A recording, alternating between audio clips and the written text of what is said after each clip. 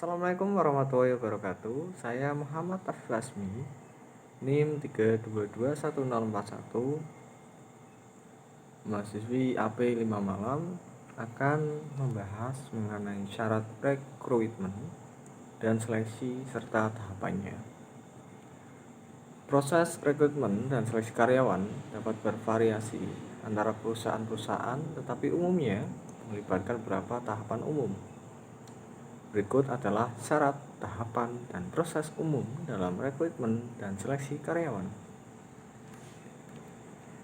Yang pertama ada penetapan kebutuhan. Perusahaan menetapkan kebutuhan akan karyawan baru berdasarkan pertumbuhan perusahaan atau kebutuhan spesifik dalam satu posisi. Yang kedua, pembuatan deskripsi pekerjaan dan spesifikasi pekerjaan. Deskripsi pekerjaan mencakup tanggung jawab, tugas, kualifikasi, dan keterampilan yang diperlukan. Spesifikasi pekerjaan, kualifikasi, kriteria, serta pendidikan, pengalaman, dan keterampilan. Yang ketiga, pengumuman lowongan.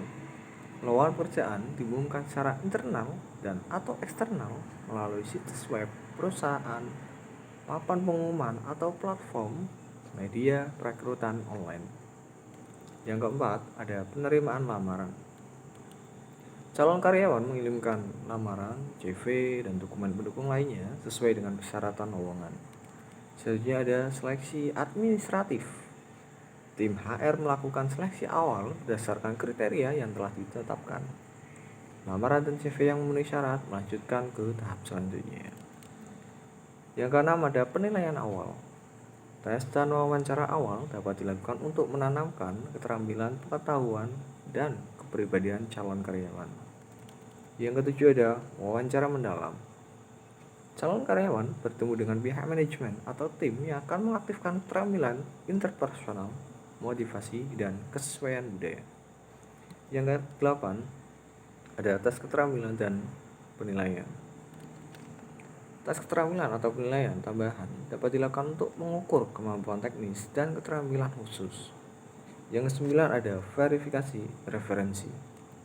Proses pemeriksaan referensi dilakukan untuk memastikan keaslian informasi yang diberikan oleh calon karyawan. 10. Ini ada penawaran pekerjaan. Jika karyawan lulus seluruh tahapan, perusahaan dapat membuat penawaran pekerjaan secara resmi. Yang 11 ada orientasi. Proses integrasi atau onboarding dimulai setelah calon karyawan menerima kesepakatan dan bergabung dengan perusahaan. Bahwa proses ini dapat bervariasi tergantung pada kebijakan dan praktik rekrutmen masing-masing perusahaan. Seiring berjalannya waktu, perusahaan juga dapat menyesuaikan proses mereka sesuai dengan kebutuhan dan perubahan di lingkungan bisnis. Mungkin hanya itu saja dapat saya sampaikan. Sekian, wassalamualaikum warahmatullahi wabarakatuh.